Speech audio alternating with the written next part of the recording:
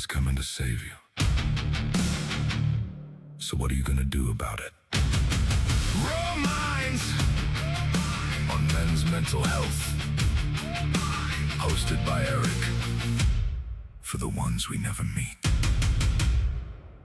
Welcome back, everybody. Today's guest has a story that proves resilience isn't something that you're born with. It's something you build over through pain, loss, failure, and the choice to keep moving forward. Amaury was born in the Dominican Republic before coming to the United States to build a new life. He served more than 20 years in the U.S. Navy, survived a terror attack on the USS Cole, battled PTSD, became a father, earned multiple master's degrees, and rose to the rank of Master Chief. But behind the uniform was a man fighting battles nobody could see. Instead of keeping those battles hidden, he put them onto paper in his powerful memoir, Anchors in Resilience, Overcoming Adversity Through Mental Health Awareness. In the book, Amaury opens up about childhood, military life, trauma, fatherhood, healing, and the long road to becoming the man he is today. Today, we're going beyond the pages of the book. We're talking about the moments that didn't make the headlines, the lessons that changed his life, and what resilience really looks like when nobody is watching. If you've ever struggled with mental health, carried pain in silence, or wondered if life could get any better, this conversation is for you. And before we get started, do me a favor. Hit the like button, subscribe to the channel, and share this episode with someone who needs to hear it. Leave a comment below and let us know where you're watching from. Every like, comment, and share helps us reach more people who may be fighting the battle they haven't told anyone about. This is Raw Minds, this is Raw People, and this is Raw Conversations with Raw Stories. Let's get into it. Thank you, Amaury, for coming on Raw Minds. I really appreciate it, man, and I just want to say thank you. Thank you for having me. It's a pleasure. I've been looking forward to it. Speaking with you and your audience. Thank you, man. Appreciate it. So before we get into anything, I really like to get my guests to plug where they can reach you, where they can find your book and stuff like that. So if you can please let everybody know. Absolutely. So I have it's an audiobook as well as an Amazon, right? As you can see there on the screen, Anchoring Resilience, Overcoming Adversity Through Mental Health and Awareness. I have it in both ways. So, because at first I started just writing the book and I just had it in a paper copy and Kindle. And then a lot of people were like, hey man, I really would like to listen to it when I'm coming into work, maybe one chapter at a time kind of thing. Mm-hmm. So I did it that way as well. I also do motivational speaking and that will be in my LinkedIn. I'll put it in the chat. And then you can reach me that way. Give it to me and I'll put it in the bio too, so people reach out to that as well. So absolutely. So yeah, that's how you can reach me. And then, I mean, even if it's just a simple message on LinkedIn, you want to talk about whatever, right? I'm not a psychiatrist. I don't have any kind of that kind of professional training to that extent. I have been to a lot of schools and I've been to a lot of therapy. So if anything, I will be an extra ear without judging, just trying to give you advice that I will give my daughter or my son, just simply because I want everybody to do better. And it's difficult, man. It's hard out there. Mm-hmm.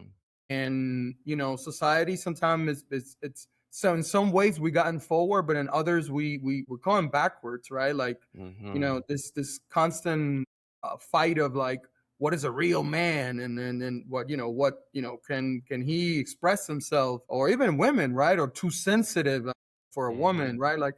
We all dealing with shit. Pardon my language. That's the big problem, man. No, this is Raw Minds, bro. You can say whatever you want, brother. It's all good.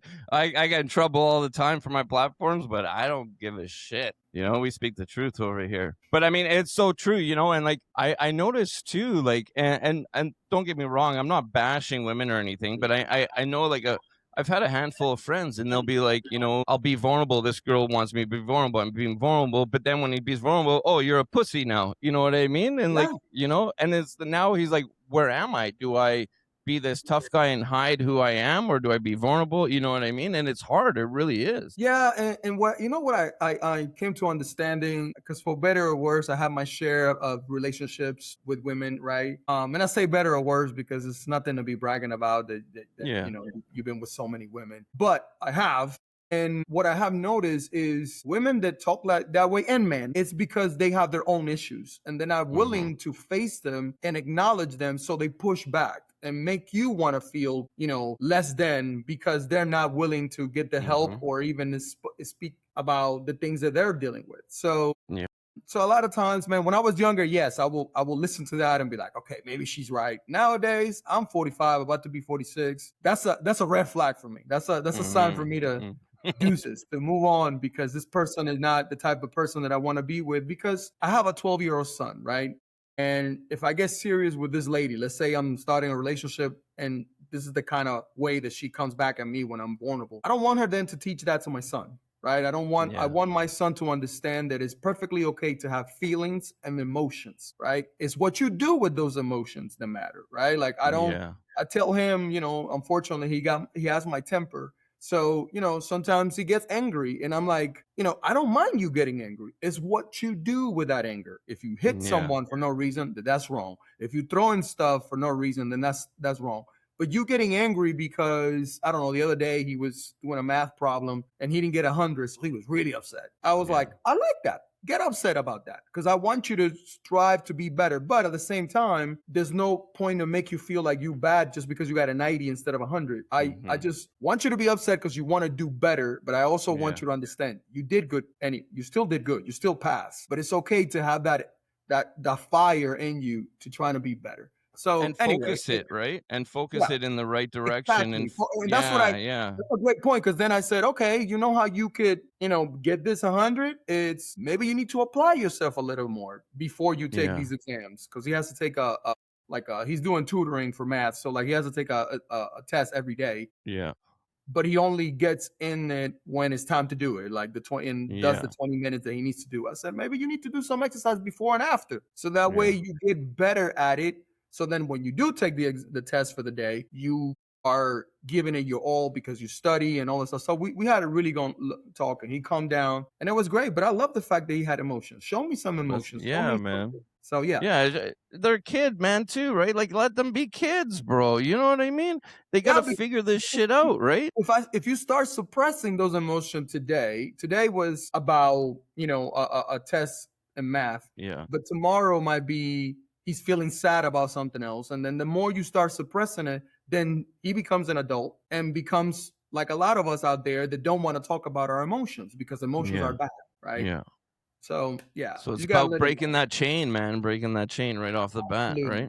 Absolutely. Hell yeah. I do the same thing. Like I got a 12-year-old daughter, right? So it's the same thing. I mean, you're lucky though. You got to worry about one dick. I got to worry about everybody else's, right? So it's, and I'm telling you, bro, it is like raising a girl, man. Like a lot of people say it's hard raising a daughter. Like even moms, man. Like I would rather raise a son than a daughter. Like you just got to worry about the scratch knees and stuff. You know, I have a 24-year-old daughter, so yeah, bro. You know, man.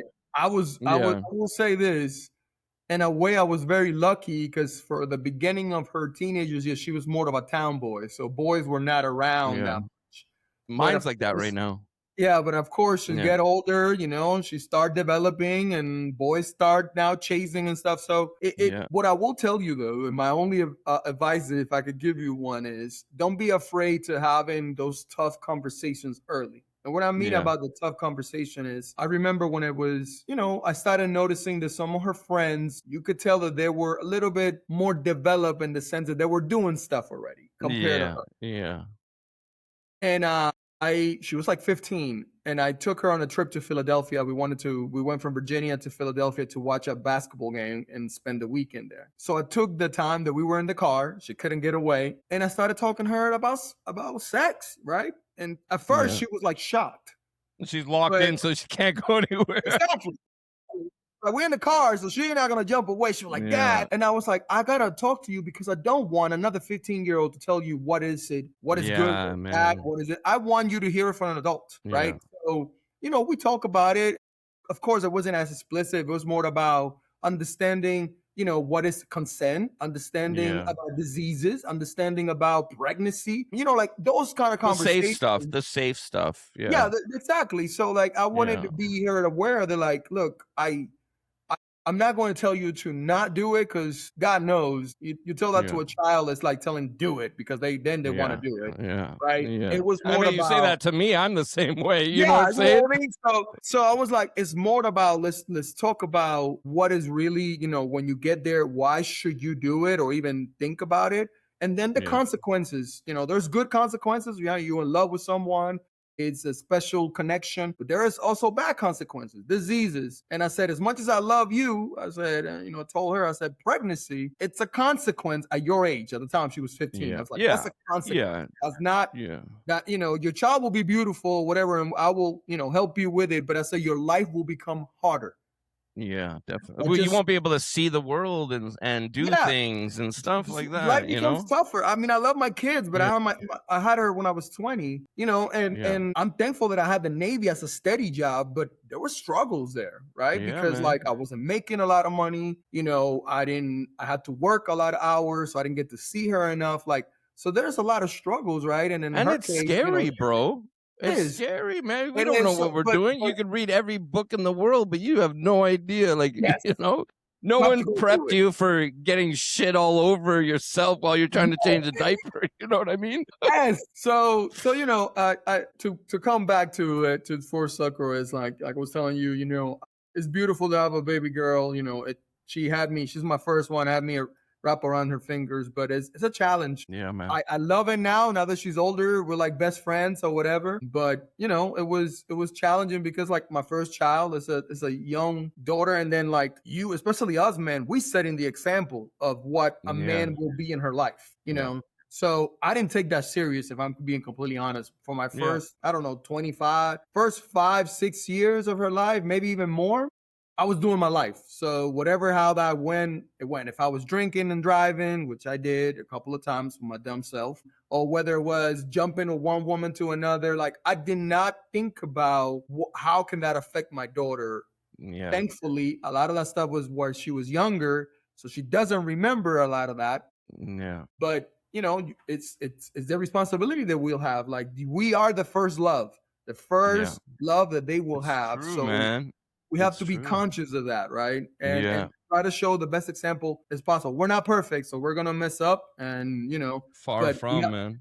We have to show them like what it is to rebound, what it is to overcome, right? So yeah, like it's like, well, just before we get into the rest, like I've told this story many times on here. So like my daughter used to race my dog down the hallway, like in our apartment when I used to live in the apartment, to our front door. And one time it was just me and her, and she's like, Dad, I want to race. And I was like, I'm going to kick your ass, right? Like, there's no way you're going to beat me. She's like, yeah, right. So I'm telling you, man, I have never ran that fast since I was a kid running from the cops, bro. Like, I smoked her ass, okay? I smoked her. I turn around, I'm celebrating, and she's on the ground. She starts crying, right? I'm like, why are you crying? She's like, you didn't let me win. I'm like, you think anybody in this world is going to just hand you a gold or a silver spoon and be like, here you go? I'm like, no, you got to work for your shit, Like if you want to beat me, you gotta practice. I'm like, I'm your dad. You'll never beat me, but I mean, you can try. But I mean, you gotta put work in this world. Like no one's gonna give you anything free. You know what I mean? And absolutely. So, but anyways, I want to get more into your story, your book, and everything. So before we talk about your book, who is Amaury before the Navy, and like who were you? Who are you? Well, as you said, I was born in the Dominican Republic. I had a very traumatic, you could say, childhood, from my parents getting divorced very early to bouncing around from living with my dad, my aunts, seeing, Dominican Republic went through a little bit of some rebels and people wanting to dethrone the government for a few years. So, I got to see death at an early age, from I got to, understand what a smoke grenade is, right? Like I couldn't even see, had to like as a child too. Yeah, as a child. Child. Yeah. I had to like put my head in a tank of water just to try to clear. Seeing my cousins having to do that, right, too. And I think the biggest thing during that stage was my mom got remarried and she came to the U.S. But because, she was divorced from my dad, she tried to do the paperwork for me to come as well, but he had to sign it as well. Like both parents have to be okay with it. Yeah. And my dad wasn't. He just saw the news and stories about Dominicans in New York. They get into drugs, selling drugs. You only see the bad things. So like all Dominicans that go to New York, the stereotype is that they're going to be selling drugs or being in drugs. And so he said no, which is understandable, right? But the problem was that when he explained it to me, he explained it as my mom left me. Like she didn't want to take me. And when you say that to a 9-year-old boy that adores his mother and also knows that I have a brother, half brother from my mom's side, she took him, but not take me. You can only understand like how that really messed me up. And then that brought up a lot of anger inside of me. I was an angry child. I feel that because my dad got remarried and I have a second brother as well. And same thing, him and his family, they just took off and just like literally because he was living in the basement of my sister's house. And my sister was coming back from work and literally she saw them driving away in a U-Haul van waving. And that was the last time we saw their family. Oh, wow. So I know the feeling of abandonment, right? Definitely. Yeah. So, you put that together and then, so years pass and thankfully my father finally decided to sign the papers and I came to the US when I was 14. But by that time, I had all this anger in me. Mm-hmm. So the first year in the US, I came to New Jersey. And the first year there, it was a struggle with my mother, right? Mostly because from my end, not from her. She was trying to show me love. She was trying to, give me a better education. Rebelling. That's why I came to the US. And I just couldn't let go. Like she will give me like simple tasks, right? That any kid should be doing, like do the dishes. And I will have something smart to say, like, I don't know how to do the dishes because you didn't raise me. So like, that's why I don't know. Like that kind of dumb shit. Yeah. And it got to a point where she couldn't take it anymore. And I remember we had 2 phones in my house, only one line, but 2 phones. And she told me to just pick up the other phone and just listen, like don't say anything. And she called my dad and she was like, you need to tell him the truth about how things went down. Like why I didn't bring him to the US. Like you need to tell him that because he's in this belief that I left him when it was you who didn't sign the paper. And he was like, I'm not going to say anything. So I got in the conversation and I said, so it's true that what my mom is saying, not what you told me 6 years ago. And he stayed quiet. And that was that's one of those, how you have key points in your life, like that you can pinpoint, like things change from that for good, better or worse. Like this one thing that happened here changed. For me, that was one of those. That was the pillar. The pillar. Yeah. So that was one of those where my love for my mom came back, where it went from, at some point my mom was on the top and my dad was down here. And then, like I said, when I thought that she left me, then my dad came up. And then after I heard that, then my mom became my son again. And then like my dad. Kind of like one of those sand, where you turn it upside down like that. There you go. And then not only did she went above, like he went down, even lower, because why would you lie to me? Like why would you traumatize a child? Like, and again, for that long. Yeah. And then that's something that I learned even to do with my children. Like I can tell them no and still give them the right excuse, not trying to like shit on anybody, like their mothers or anything like that. I could just say, no, I don't want that because of X, Y, and Z. They might not like it, but it's the truth. Like I might have still not liked it, the fact that he didn't sign the papers, but at least he would have told me the truth. Like, I didn't want you to go because of drugs. I wouldn't like it. I would have been like, I want to be with my mom, but I would understand it. And I will not have this hatred towards my mother. But anyway. Sorry, not to cut you, but not only that, too, is like in that, 6 years you said? About 6 years? Yeah. You were almost living a lie, too. You know what I mean? Absolutely. In your head, right? Absolutely. Because she will come every summer to spend time with me and like bring my brother as well. And I will be very cold with her, right? Like, and then she will bring me clothes from the US and things like that because we were poor in DR. So I will be like, oh, you just trying to, I wouldn't tell her to her face, but I will be like telling my cousins and other people like, she's only trying to buy me. That's why she's buying me clothes and all this other stuff. Like I had this, it was such a resentment. And then that will transfer to my brother. Like I didn't want to play with him because you get to be with my mom and she loves you more. So it was just stacks on stacks on stacks. It was a constant hate, which then even transpired towards myself. I hated myself in the sense of like, because I look like my mother, I would just be like, I'm ugly or it was so damaging, right? That even after things changed, once I got to New Jersey, I was still had a lot of that trauma, and I will project it to other people, right? Whether it was with my anger or my insecurities, or or just my lack of communication, where I will make a lot of people suffer just because of dumb stuff that I will say or do or act. Thankfully, though, I did really well in school. Even though I didn't know English, it took me like 2 years to be in an all English class. But the advantage that I had was, one, in New Jersey, they have this a lot of the schools, because there's a lot of Latinos there, have this program called English as a Second Language. So they kind of like, you start with classes all Spanish, and then as you progress through the years, then they become like half and half, and then you become yeah. So it's kind of like how we have in Canada, we have like French immersion. So it's kind of like in English and in French, in a sense, like that. Yeah. Okay. Yeah.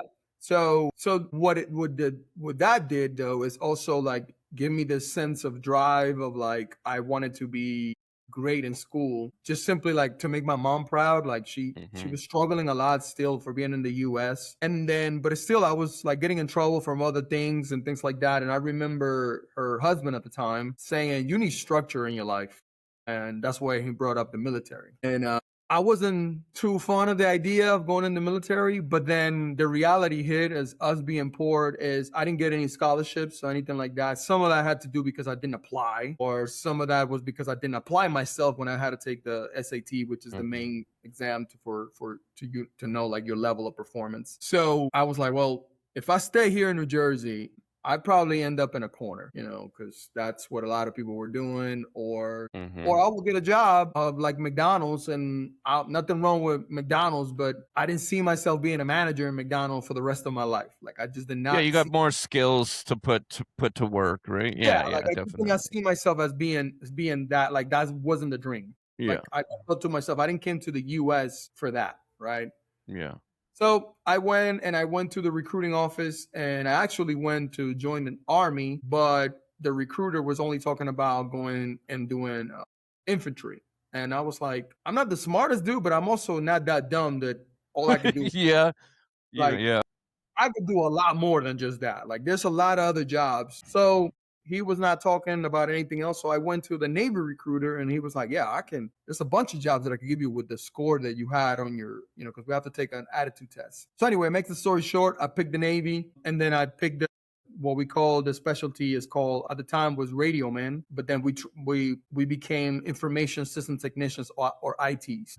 And I joined right out of high school. I literally graduated, took a month of vacation in DR, got back, and I went to boot camp. I went through boot camp, learned a lot there. Like it was my first interaction with on like every day with African Americans, with like, like really like white people from like Wyoming and Montana, right? Because like just straight multicultural. Although I was in the U.S., New Jersey was a very Latino, at least the town where I live, it was very Latino. So it kind of felt like you were in Latin America, but in the U.S., if that makes sense. And I mentioned that just simply because I loved it. I loved the fact that I was like, we would sit there with the little bit of time that we might have off, and we would talk about like, I was telling a story, and I was talking about how my grandma still had plastic in some of her couches because, nobody needs to touch I remember, yep. The old days, yeah. I was amazed when I heard other people, a black guy, an Indian guy, a white guy talking about, yeah, my grandma did it too. And like I have one of them was like, my grandma, right now, you go to her house, you gonna sit on that plastic, or you ain't gonna sit nowhere in that damn couch. And it gave me the foundation of understanding that we are so much alike as a race. We just unfortunately a lot of times find the things that we don't have in common and make that a priority instead of the things that we have in common to make it a priority. So instead of me looking at you, what do me and Erick have in common, to then have more conversations to be together? No, I look at what you don't. I don't know. Let's say I like my eyes are blue, whatever. Yeah. Or like I like this sport team, and you're like, oh, I can't fuck with him because he don't, or even as simple as like, well, he was rich, he was raised with more money than me. Doesn't mean that you don't have morals. Doesn't mean that you don't think like the same way.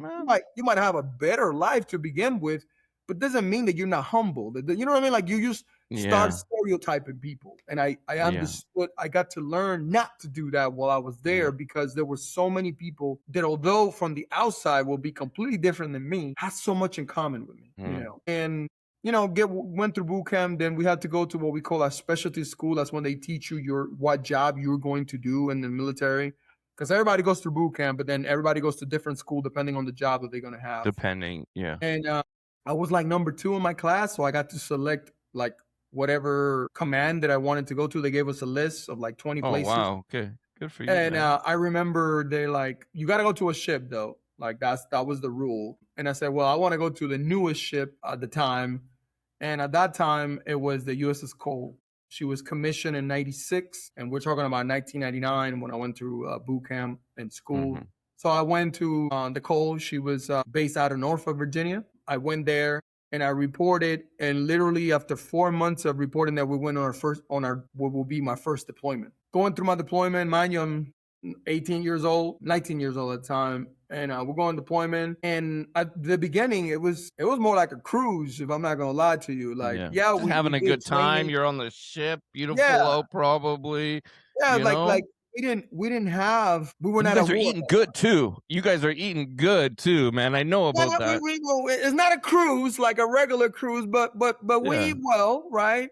You get your 3 meals, sometimes even 4, because there's people that work 24 hours. So they have what they call mid-rats, is a meal that they give, because the last meal is from 5 to 7 or 4 to 6, something like that. And then there's another meal at 11 for those that work at night. So if you were like me to stay up all day, and I will sometimes eat all 4 meals, when you... Why not, man? You get that stomach full, brother. the metabolism was going high, so I was skinny like this, but I was still eating like crazy. But the first, couple of months of that deployment, we were going to all these places, right? Like the schedule we had was pretty awesome for being in a warship, which was we will come into a port on a Monday, stay there for the rest of the week, and then we will go back out to sea on a Friday. And then we will be only out to sea for the Friday afternoon, Saturday, Sunday, and then Monday, boom, to another port. So we were having a shit ton of fun. And I was like, oh man, this is I would have known. I would have joined earlier if I could. Like I would Forget school, I'm going right in. Yeah. But what I will say though is during those 2 days that we will be out to sea, we will do a lot of training. So we would do a lot of drills, like fire drills and flooding and things to be prepared just in case of an emergency. Like our commanding officer always said, we got to stay ready for whatever, right? Like, I don't mind you guys having fun, but if anything happens, we got to be ready. Yeah. So we left from deployment in August. Come October, we had an incident on board the ship where we lost a lot of fuel. So because of that, we had to go to a port to refuel. And the intel was to go to Aden, Yemen, and we pulled into Yemen. I remember as we were pulling in, I was part of one of the teams that does the line handling, that throws the line to make sure that the ship can be hooked to the pier. And it just did not feel right? Like the port had like 2 or 3 ships that were sunk. It was from their own Navy, but they were sunk. Never seen that before. Just an eerie feeling, really, right? Yeah. When you go somewhere and you're like, it just don't feel right. Like sometimes you still walk out of there and nothing happens, but you just not feel like you compared to all the other ports that we hit. There's something or whatnot, but And we'll go in, there's an announcement over the speakers that says, hey, we're refueling faster than expected. So we're going to set the times to eat lunch earlier. And for those that work in the line handlers, which I was one of those, you guys get privileged to go ahead of the line because we got to eat. So then we could go first. And I remember there was 3 of us in my shop, and me and another guy, we were both already ITs. This third person was someone that didn't have a specialty in the Navy, and he was training to try to be an IT. But we were all part of like the line handlers. So we go up, they go ahead of the line, and I'm like, no, I'm going to stay back. I wanted to stay back because I wanted to talk to a girl. And then about 5 minutes after I said that, I heard the loudest explosion that I ever heard in my life. And my feet came off the ground. I hit myself in the wall. Where were you exactly on the ship? Where were you exactly? Oh, I was in what we call the port side, which is the left side of the ship. Okay. But I was inside of this, inside of the ship where we go eat, what we call the galley. That's where you go get your food and then you go the mess line, I'm sorry. You get your food and then you sit in the galley. So I was standing in line to eat in the middle of the ship, and I feel that. And I remember thinking like, man, the refueling station might have blown up. Like that's my first thing that I thought, because I'm not who the thinking, hell's going to attack the ship? Exactly. You know what I mean? Yeah. And then I'm standing in the port side, which is the side that we're refueling. So I'm like, it can't be that because I'm still alive. Yeah. So then I take a couple of steps, and the way there is, it's like literally think about like a line that it goes between from one side of the ship to another, and then it's a line in the middle that allows you to walk. You got three main like corridors. Middle, side, and then side. You got your right, your left, and then the middle. So the middle, I take a couple of steps to look, and I'm not trying to make light of it, but I'm trying to give you a picture. Yeah. See in the movies where when you see, like something blows up and you see smoke and fire coming towards that. That's what I saw. And the first instinct of those that were standing there was, we need to go outside from the ship. Like we needed to go outside to be, where, we're not confined in the because the smoke and whatnot. Yeah. And we're heading that way. And then the executive officer, which is the second highest person, you got the commanding officer and then the executive officer. He says, hey, don't go outside. We don't know if they're snipers because we've been hit. And that's the first time we heard that we've been hit by something. He didn't say what, but we've been hit. So there's this thing in the Navy that's called general quarters. And what that means is whenever there's an emergency, whether it's being hit or flooding or fire, or we have to shoot missiles, we all have a specific general quarter. Like yours, depending on your job, is different than mine, depending on my job. Like we go to it's almost like a mustard station, but a controlled on the ship. Okay. Yes. Mine was back in my shop, which it was radio.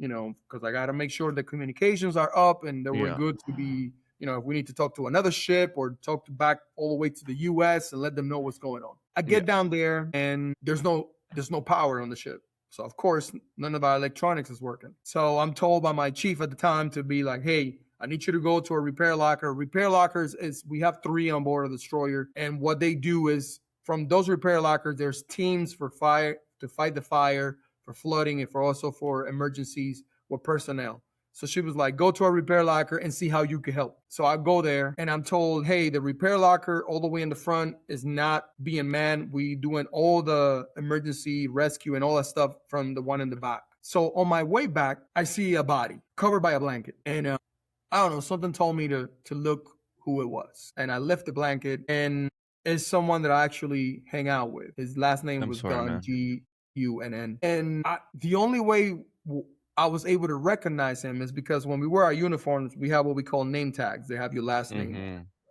He has so much metal and he was so swollen that's the only way I was able to recognize who he was. Oh my God. From the shrapnel and everything? Yeah. I lost it. That's the first time. Even this is probably like 20 minutes after it happened. And that's the first time that it hit me. Like, we just been bombed. There's people that are dead. And I got on my knees and I started crying.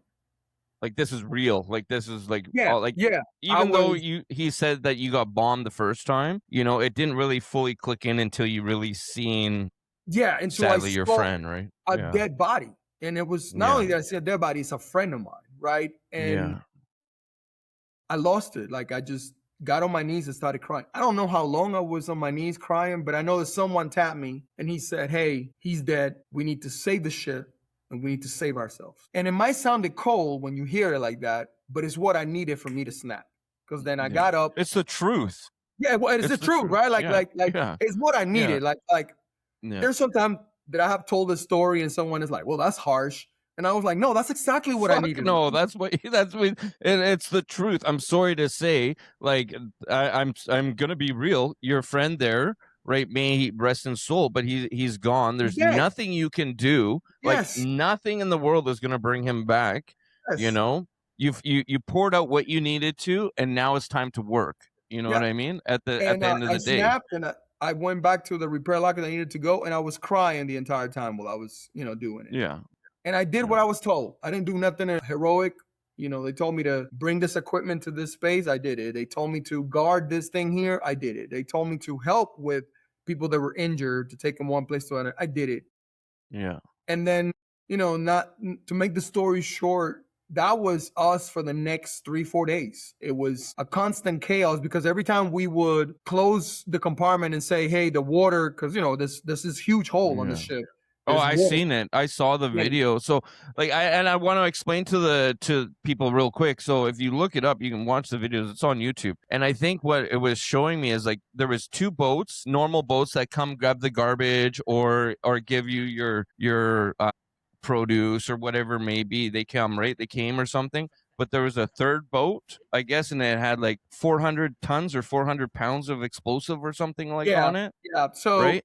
So pretty much what they did is they had really good intel, because what we do in every port when we go, at least back then, is there's certain things that we need to dispose there. You cannot dispose in the ocean. So in the ocean, for example, we throw the trash and we throw the sewage as we are going through the oceans, right? Like, that's just what we do. That's what every ship does. But then when you get to a port, that's when you give them, like, for example, we have a machine that destroys plastic and aluminum and things like that. So that residual then is given to, so every ship, every port that we went to, we will always get 1 or 2 little boats, and then we just dump that stuff there and the bags or whatever. So the same thing happened in Yemen. The first 2 boats did the regular job like everybody else. The 3rd one, though, when they got close, they had 2 guys with the same uniforms as the other 2 other boats, the same color as the little boat, so they looked like it was the same company. And then they got close, they stood up, started praying, and they blew up. Boom. And I seen the hole, man. It was massive. And they did an interview with another guy. I think the sorry, I'm not too familiar with the term as captain or whoever the top guy is. The commanding officer. Commander. Yeah, it was Kirk or something. Started with a K, right? Yep. Kirk Lipple. Yes, and they did. I saw in the interview with them, and I mean, people are saying like they could just feel the ship slowly just going like after a little bit, right? Like it kind of turned. It was definitely scary, man. I'm glad that you're here, and I think there was 17 people that were killed 17, in that, right? We lost 17 brothers and sisters, and 39 were injured. Yeah, so sad. Rest in peace to all of them. Yeah, absolutely. And then, like, for the next couple of days, it was survival, man. Like, showers. You're on territory. You're on territory. I can't even say the word, but you know what I'm saying. There you go. Yeah. So you guys heads on a swivel full, especially after getting attacked. Man. We couldn't trust anybody, right? Like, we were like, the Yemenese government, did they know about it? Is there more terrorists waiting for us? So like, we were completely guarded. So we had to man the different guns outside. Then, we didn't have no power. So like, there was no AC. Mind you, we're in Yemen, and this is the summer. It's 120 degrees by 10 o'clock in the morning. Oh man. It was just miserable. And then we didn't have clean portable water. So I'm just gonna leave it at this. If you went to the bathroom, I had to go to the bathroom with whatever you left. I'm gonna leave it at that, right? There's no water, and it stinks too because of the heat, man. I mean, I used to work in job sites, right? And it would be like, we're Celsius, so I've worked in like 50 degrees, which is like everything's melting on you. You know what I mean? Yeah. And then the toilets are just, and they don't pick them up for a couple. I mean, I'm not compared, but I understand. You know what I mean? Yeah. To the point, there's maggots, man. You know what I mean? Like, you kind of see where we're going with this, right? And then, for example, we didn't have any food. Thankfully, our ship store, because we have a ship store in the, we had like sneaker bars and like things like that, and Gatorade. So that's what we fed ourselves for days. Rations. Oh my God. And we had to rationalize, like literally, it was like, you get half of a Snicker bar, I get the other half, and then we both eat drink of one Gatorade, right? And so that was that. Thankfully, we finally got help from a U.S. ship and a couple of other ships. A couple of days later, the Marines came to take over the security. We started receiving food, and we were able to go to the other ships to like take a shower, to even sleep in a rack for a little while. And then I was one of those that was selected to bring one of the bodies back, because he was a really good friend of mine. So after like 7 days after it happened, I was able to bring the body to his family. And here's what another pivotal moment in my life happens, is when I get back. First, the Navy was like, no, you're not going to go all the way to take the body to their family. You're not prepared to do that, which I'm thankful they did that, because I wouldn't know what to say, tell that mother that their 19-year-old was killed. It's horrible, man. I mean, not to take away any shine or take away, but my last. Actually, the episode just came out today. He was in Vietnam, and he was actually injured 3 times in Vietnam. But after that, he was very injured. He was staying back, and he was actually going to people's houses and letting them know. And he says it was a tough job, man. Like he would rather go to war, do all that stuff, go through Vietnam over again than to do that. Like it's horrible, man. Horrible to try to tell a mother or a dad or a wife or whatever, your significant other is gone, like your person is gone, and then you add to it, we were at peace at the time, so like you're not thinking that 19-year-old, like you have your whole life in front, like all these variables. So, and I say it's one of those, again, another pillar, as you said earlier, was that the Navy forced me to go see a psychiatrist. Good. And I say that, and I say force because at that time, as a 19-year-old, about to be 20 at that time, I was very macho. Like, I don't need to see anybody. I could deal with this. No. I could deal with it my way, which probably would have been alcohol and women and all this other shit. But they forced me to go to it. And that's when I was diagnosed with PTSD. And yeah, man, I had it ever since. It's something that I deal with it. I mean, I literally had my therapy section yesterday. Awesome. Because I still go to therapy, and because the way PTSD shows up with me is the best way I could describe it to you is what one of the many therapists I had when I was stationed in England, she broke it down for me, and she was like, hey, because I got really upset one day. I was like, I had a really amazing weekend the weekend before. And I saw her like that Tuesday because I had Monday off as well. I had an amazing weekend. Like, I traveled. At the time I was dating someone, and she was wonderful. And we went to a concert. We had a great time. Like, and then Monday came and I felt like shit. Like, I didn't want to go anywhere. I wanted to stay in my room, dark. I didn't want to do anything. I felt very down. So I was really upset, like expressing to her, like, why do I feel like that? Like I just had an amazing weekend and nobody said anything bad, like nobody triggered. And then it just came out of the blue. And she said to me, she's like, your symptoms and the things that you went through, your PTSD is like you being an alcoholic. And I was like, what does that mean? Like, explain that to me. And she was like, she's like, have you ever heard or seen when people been an alcoholic and then they tell you, if you ask them how many days you're sober, they'll tell you like this, 365 days or 700 or 3 years and 2 months. Like, they're able to tell you like very like close enough to where they've been sober. And she's like, they don't do that to brag or anything like that. They do it because they understand that any day can be the day that they go back to it. It doesn't matter how wonderful and how hard they tried and how everything happened. Any day they can relapse. And she's like, your PTSD is the same. Is that you could be great for a year, 2 years, even 3, 4, 5, and then something triggers it that you don't even know. And then you're back to that hole. You're back to feeling like you feel. And then usually it manifests as how you treat people or how you are shorter or more temper or don't sleep well. And then it is a cycle. Well, and shame too on yourself. Like I struggled with PTSD in a way different, and it's crazy, man. It's crazy. So I was 5 years old and I was at a camp where you sleep over there for the week, and I got in trouble and I was forced to eat meat. So this lady sat me down on like the mess hall, I guess you could say, where everybody eats, same thing. And literally like there was like trays, like McDonald's trays or whatever, right, filled with cubes of meat. And she was literally stabbing them and putting them in my mouth, stabbing it, holding it in front of my mouth until I would swallow it. Then she would stab it and just kept on going for about 45 minutes, half an hour. I'd run, go to the bathroom, puke it up, sit back down. I'm crying while this is happening. And she just like, she was making fun of me and doing it. So it psychologically messed up my mind that every time I wanted to eat meat, it made me want to puke because it brought me back to that childhood memory, right? And it was like, now I can eat meat, right? Like, now I was 32 years old. I'm 42 right now. So 10 years ago was the first time I really like could eat meat. Now I'm eating Wagyu steaks like no crazy. You know what I mean? I'm going, if you're going to go, you got to go, right? You know? I mean, I think 2 years ago for my birthday, I spent almost $800 on this crazy Wagyu steak, man. But it was for me. You know, I don't buy myself anything, so why not? You know what I mean? And it was a great meal, you know? But I mean, yeah, so, and PTSD, a lot of people don't understand PTSD, you can, different ways. You don't have to just be, you know, at war or, you know what I mean? People thinking about it like it has to be with either death or it's traumatic. Whatever that trauma is, that's what PTSD is. It's not the description is not of death or even an accident like a car flipping or you.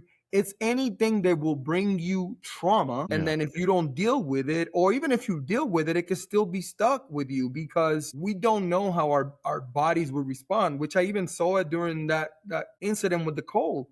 There was a lot of people, they had all the training in the world that were even way higher ranking than me. They froze. But it's because they never seen a dead body. It's because they never seen this thing. Like me, I told you about, I saw dead bodies in the Dominican Republic. So I'm 100% sure that I was able to bounce back when I was crying quicker because I seen this before. Yes, it was still shocking, but it was not the first time, unfortunately, that I saw blood, that I saw someone dead, right? So although it was shocking at the moment because it was a friend of mine, because I was not expecting in the Navy, I was able to be like, okay, I've seen this before. I'm not happy that I'm seeing it, but like, you know, and again, like you said, nothing I can do for my friend now. Let's try to save the ship. Let's try to save ourselves. Well, and you're in shock too. You just got bombed. You know what I mean? So I mean, like you're in shock as well too. So it's a compound of different emotions. All you know, you probably got scared. You got a little bit of anger in there. You got fear. You got sad. Everything, every man. emotion you can think of. Because I remember when things started to settle down a bit, I started thinking like, I want to go home. I want to be close to my mother. Which brings me to another thing. And then I'll leave you to whatever my questions you might have because I feel like I've been speaking. On this I like this, man. This is great, dude. No, I still want to get in your book and like how you got into that too. So don't forget. We need to roll into that. I went through something then that I didn't understand. Then now I use it a lot because I understand how important it is, and especially when we're talking about resiliency. And like I said, about the second day of everything that happened in the Cole and dealing with the lack of food and lack of sleep and thinking about other people, I kept thinking to myself, I want to go home. I want to be with my mom. And at the time I wasn't married. I didn't have any kids, anything like that. So my mom was my everything. My mom was my why. And what I have learned through the years is that if you want to be able to deal with the bullshit that life throws and to be able to be resilient is you have to have a why. You have to have a purpose. And your purpose can shift through times, right? Like, for a period of time, it was my mother. Then I had my children and then became my children. And then now I still have those two, my mom, my children. But then now it's also about what legacy am I leaving behind for my children and for everybody, right? Like, what is my legacy? What is Amaury? So when I even, whenever I decide to, I don't know, when I was going to school and I was like, okay, I'm already enrolled to do one master. But then the Navy sent me to do another. That's why I got two, not because I'm trying to be super smart. I was enrolled in one, almost done, and then I was enrolled in another one because the Navy sent me. It was more about like what my legacy is gonna be. Am I gonna be a quitter? Like I'm literally like 2 classes away from the other one. Like I could do that and then do this one, and then I just have both. And there's a lot of decisions in my life that I do now with that in mind, and that's my purpose. My purpose is how can I help people? What is my legacy? That if I meet you, that we have a conversation or we become friends, it's, what would you say in a room where my mother is there, but you don't know she's my mom? And will my mom be proud of what you're saying? Right? I like that, man. And I know I'm not going to please everybody. I know not everybody's going to like me, right? But as long as I know that I can look at myself in the mirror and I try to be the best version of myself, and happy at yourself, happy with yourself. Exactly. And then that I can face my mistakes because I make mistakes every day. But it's like, did I learn from it? Did I do it on purpose? Right? Did I offend Erick on purpose or just because I offended him without knowing? Because there's two differences. Like you know what I mean? So I think that's truly important when we're talking about resiliency, when we're talking about, getting ourselves out of dark places, to this day, I have never got so close to think about suicide, thankfully. But I will say that I never got that close because I always had a purpose. I always, whenever I will hear about other people or hear conversations, I will get the sympathy and empathy that I needed. And then I will think about like, I just couldn't do that to my daughter. Like, even if I got close, I couldn't let that little girl be without me. Or then when I have my son, then my children without me. Like I will be like, it's fucking tough right now, but like, I don't want it to be tougher for them because now they always going to have that, then that, you know, why did dad do that? And that's not to bring any shame that anybody that has thought about it or unfortunately went through it. We all have different things, but I'm a firm believer that if we have a purpose, that we have a why, it makes it a little bit easier to deal with the day-to-day shit, with the things. Yeah, it gives you a line to follow. You know what I mean? Kind of give you like a direction or a Google Maps. You know what I mean? Like to. And that's what your purpose helps you do. And you're gonna hit bumps, and people may run into your car on that way, but you know what I mean? You still have your line to go to. And when I used to teach the class in the Navy about resiliency, I used to say to them, and I tell people now that I'm out of the Navy, is that try to make it where it's not just simply a person or a promotion, because those things can be disappointing. Like, you know, like you could be working super hard and not get that promotion, right? You could have all the qualifications and still not get that job. Someone else might get it. Same thing with when you put all these emphasis to you know, my why is my wife or my husband. People cheat, people disappoint, and then if that's your why and that crumbles, then now you don't have that, right? So it's important that if we find a why, to try to make it where it's different aspects of our life, right? And that also it's truly the people that no matter what will be there for us, whether it's our circle of friends, that if you really have true friends, they're probably going to be a small circle, because that's super only small. Right? If you have more than like 10 or 15, I'll be like, that you ain't got. You're lying. You're lying. It is not that many people that will tell you how it is, that will, you know, be there for you in the good, the bad, and the ugly. Like, it's a handful. Like, you know, anything above that, you lying to yourself, or they're lying to you, right? Yeah. But yeah, I wanna actually, like, my daughter is my why, right? Like, that's what. And I actually attempted in 2015 when my kid's mom ran away with my daughter for 3 months, and I couldn't find her. I was super depressed. I woke up 3 days later in the hospital, never knew what the hell happened. And then I was like, I'm never doing this again, right? And that was my why. I would never leave her. I would never do that. When my fiance passed away 3 years ago, you know, I started feeling like that again, right? And I said, okay, I can't feel like this. You know, I have a little girl. That's my why. And I was like, I gotta do something. And I created Raw Minds, and that's how Raw Minds was created, to help other people. You know, but here's the thing.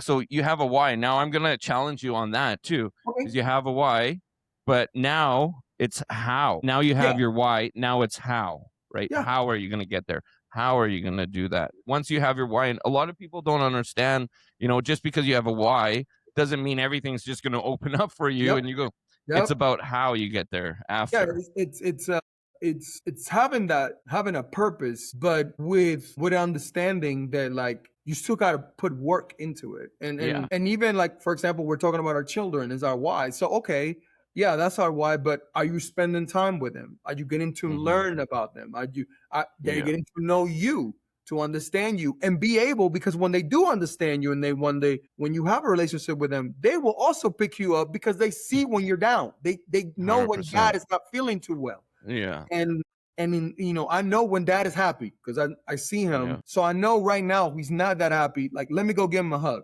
Let me go, you know, because those are the best feelings, man. Yeah, I see my daughter do that. I see even my son, like, he's not a hugger, but he'll be like, Dad, are you okay? And just simply because he asked that question, and thankfully, you know, it hasn't been nothing serious. It's been something like, I have a headache or something. That's why I'm a little bit different. But the fact that he's even asking that question, I love that, right? That we have that communication, and I could be like, no, Papi, I just have a headache, but thank you for asking, right? Like, or I'm feeling much better. And crazy enough, there's been a couple of times where I had a headache or something, and after he asked that question, or after we started talking, it magically went away, right? Like, stress sometimes, man, and as the kids, stress relievers, bro. So I appreciate you bringing that, like, you know, to having, it's great to have a why, but, like, what are you going to do that? What are you going to do with that? Right? You got that information now. You came up, and, you know, in your case, you know, you said, you know, unfortunately, after your fiance passed away, you're like, okay, my why is going to be creating this, but are you going to nurture it? Are you going to do the best that you can with it? Or simply be like, I created this, you know, it's quite not going how I want to. Let's say in the first year was not going, and then you're like, whatever.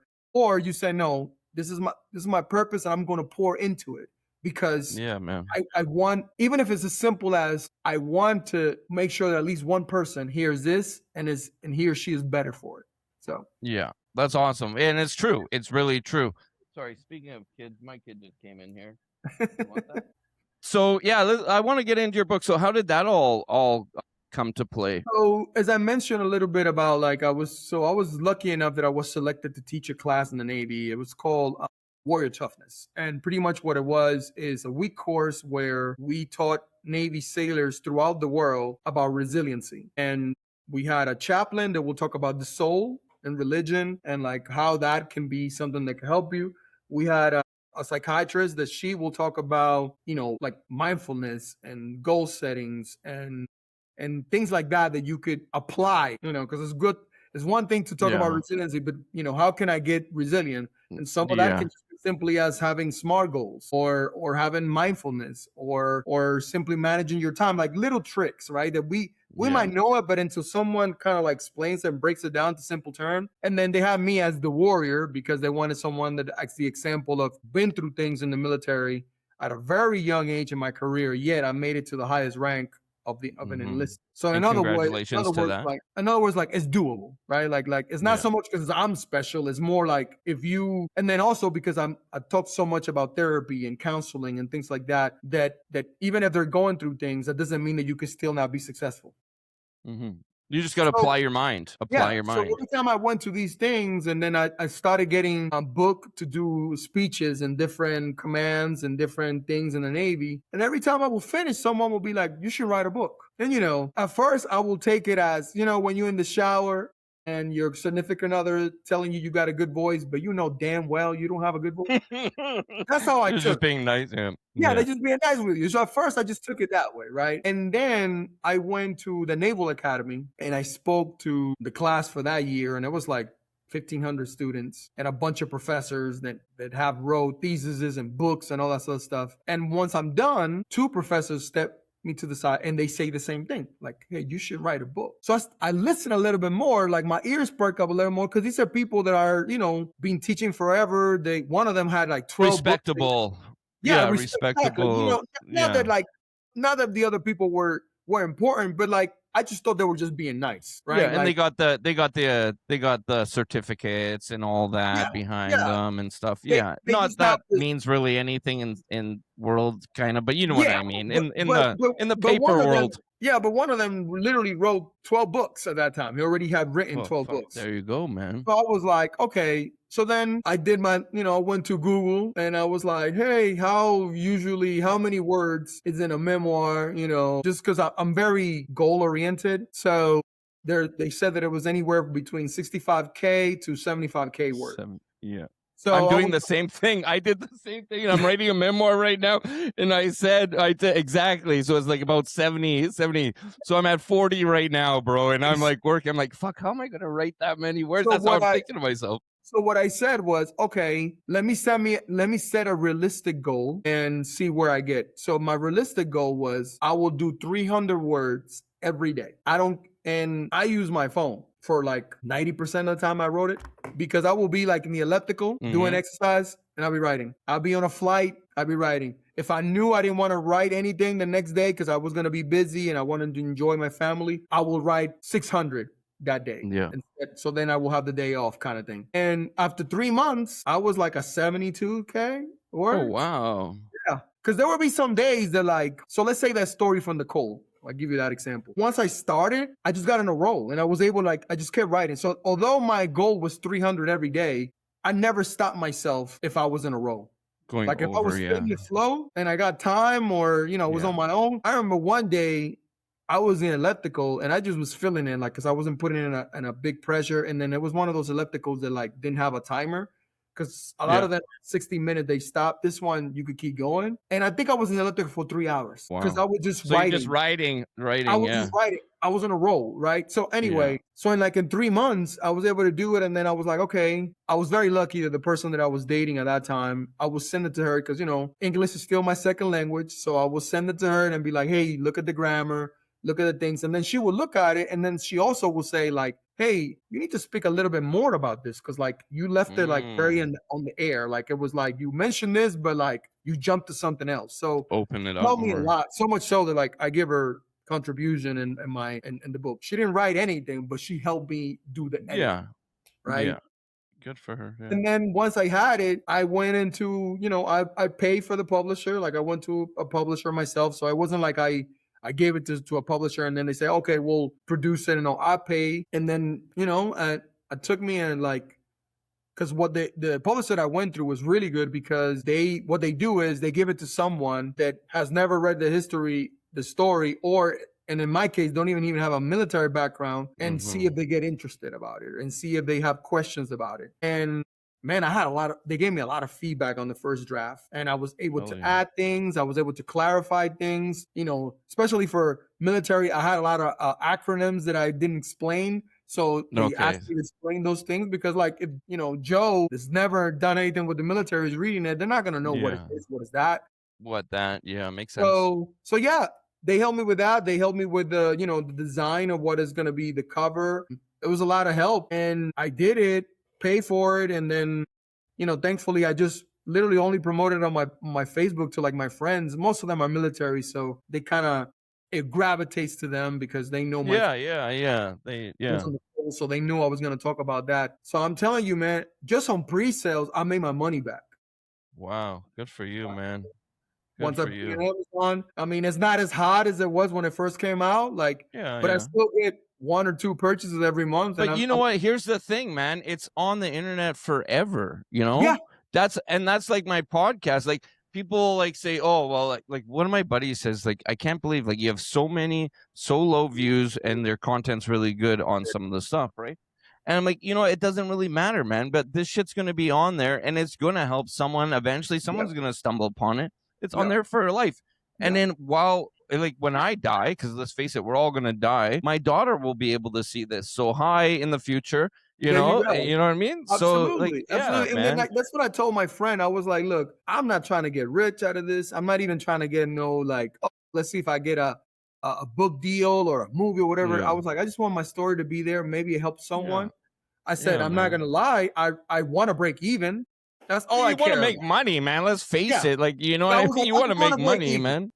Everything after that is a blessing, and I broke even with some pre-sales. So everything. And more. If you made more, it's good. Good for you. You should. No, you know what and everything Buddy, that you live blessing, that. Right? So that's your experience. You live that, and you're helping people by telling them your life lessons and stuff.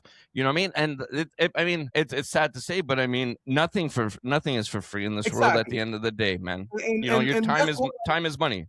Yeah, and that's why I put it myself. I said, because I also, like I said, I wanted to set expectations for my own self. It's like, just break even. That's all. Yeah. That's all I care. And I didn't even expect it to break even like on the first year. When I said break even, I was like, break even within the first 5 years.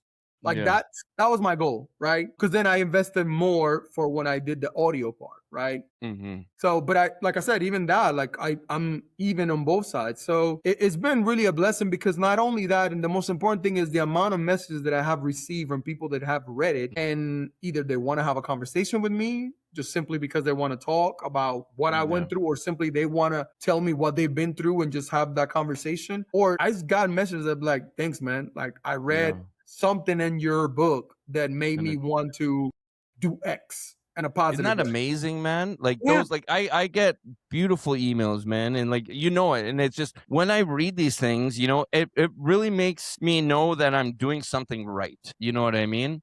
And that's what it is. That's what fills my, like, I don't get paid for this podcast. You know what I mean? I do not get paid at all. I pay money. You know what I mean? Like all these programs, all the stuff that I do, it costs money. I'm not making anything off of it, but I do this because it fills my bucket and it helps other people out there, and like I've suffered, I've walked through the depths of hell, and I know how to get out of it. It may not be the shortcut that everybody wants, but I know I've been there and I can help people get out of it. And that's why I have this podcast, and to bring people on like yourself that's gone through things that I haven't or other people haven't, so they can relate. You never know, right? So absolutely, it's a beautiful thing we got going on here. Yeah, it's important to, you'd be surprised how many people are willing to open up once they see someone else open up. Yeah. So in your case, like when they see this platform, they're like, okay, there's other people. There's an Amaury there. There's someone else there. And then they either reach out to you or they reach out to me, or they even reach out to their own people they trust, just simply because they saw the courage from yourself or from me or from others. So it's just those little things like that. And even like, I don't know, us talking about our daughters early in the conversation, there might be someone that's listening right now that's like, you know what, I need to be that way, or I want to be that way, or I want to be better, or I'm already doing that. Like, I don't know. It just ways to you never know who is listening and who is taking the good, the bad, and the ugly, because there was a lot of ugly stuff in my book that I'm hoping that someone is like, I never want to do that. And I'm okay with that. Like I'm just simply telling my truth. There's some that is ugly. And then hopefully you could read it and be like, I don't want to be that way. So I'm not. Or find the silver lining, some kind of silver lining. Exactly. In it, right? Exactly. So yeah, man. Yeah. Well, my whole slogan is for the ones that we never meet, right? And that's why I do this podcast and these episodes and stuff. It's for the people I'll never meet, but the people that need to hear it. You know what I mean? And that's what Raw Mind slogan is, for the ones that will never meet. Right? So. And the last thing I will say is like the many speaking engagement that I have done so far. The most rewarding thing is when people, because at the end I leave, space for questions, and you got the ones that don't care, they will question no matter how big the audience is. And then the ones that really hit me is the ones that take me to the side at the end, right? Because they don't want to tell everybody. But they're trusting me enough to have those conversations. And sometimes it's simply a thank you. Another time is that you actually have like legit, like true questions. And then there's also like asking for advice. And I appreciate those questions so much. And I even had a couple of times where, this is when I was still in the Navy, where I had a couple of people that came to me and said, I didn't know, or I didn't know how to go see someone. But now after listening to you, I'm going to take that step. And there was two occasions where I actually went with that person. I was like, wow, you want someone to go with you? I could go with you right now. That's amazing, man. See, and that's real wealth. You know what I mean? Passing that knowledge on and saving maybe someone's life. You know what I mean? Who knows? You will never know truly what that person's thinking. And that could have counseling alone, it saves people's lives, right? You just got to find the right counselor. And a lot of people like try it once and they say, no, it's not for me. That just means you didn't find the right person. I mean, it took me, I think 10 or so tries out through my life, different counselors, until I found someone that I like to talk to. I mean, I can tell you for myself, because I'm in the military, I had to bounce around to so many places. So that every time I bounce around, I had to go see someone different. Yeah. So I will get one for like 2 or 3 years, and then I had to go somewhere. Yeah. So it takes time, it takes effort, but it's like anything else in life. You get what you put out too, because that's another thing. We could go to counseling, but if you're not going to be honest, there's no point. No, exactly. So sorry, I'm just getting something here. I was getting a warning. No, we're okay. So internet warning. I don't know. For some reason, I had a problem my last podcast too. I had a warning come up. Actually, my guest disappeared. And then we had to stop it, but it's okay. We're at the end anyways. We're good. Okay, yeah. I do want to say though, if you can tell people where to find your books again, I'll put it up on the screen. But and your audio both. So I'll do audio first. Yeah. So my audio, as you can see there, it's really easy to find at audibles.com. And then for the actual book, you could look at a hard copy and Kindle and Amazon.com, which is the link there. And then I put in the chat my LinkedIn. If you want to reach out for whatever reason, like I said, I not only do I have conversation with people, but then also I also do speaking engagements. Just talk about pretty much the same things that we're talking about here: resiliency, the impact of mental health, and just trying to understand that we all trying to do the best that we can. We sometimes have more tools than others. That's the only difference. Mm-hmm. Yep. I mean, let's face it, it's a fucked up world we live in, right? So we gotta help each other, use these tools, and help get through this life, because it's difficult, and that's why we have platforms like this to help. And as we've been talking about here, and I'll leave you with this, is like just give yourself grace and give others grace, right? 100%, man. We don't know what people are going through. I could be smiling right now and having a really shitty day, right? Or I could simply be smiling because I'm smiling. It's a good day, right? But you never know. And you never know how your interaction with someone can make a difference, whether it's a difference of simply for a few minutes, for a few hours, or for the day, or for just simply moving forward, just because they seeing, even if it's just you being original, like you are, like you are so open about your struggles and things like that. You'd be surprised the amount of people that appreciate that, because either they can't do it themselves, so they find comfort on someone that's willing to do it, or they want to get there and they need to see that example. So Thank you for what you do, brother. Thank you, man, and vice versa to you. Thank you, and again, thank you for coming on, sharing your story. I'm proud of you, man, for what you've been through and where you are today, man. So just want to say you're part of the Raw Minds family, brother. If you ever need anything, we're here for you. And would love for you to come on again. If you got anything else cooking, man, feel free. You're like I said, you're here. Absolutely. That note, thank you, everybody. Appreciate, and we will see you next week. Yes, of course, next week. I don't know what I'm talking about. I had a brain fart there. Yes, we will see you next week. I took 4 weeks off. We're back on full blast, so we'll see you then. Take it easy, and bye. Raw Minds. Men's Mental Health. Hosted by Erick. Follow, subscribe, like, share. For the ones we never meet, you're not alone.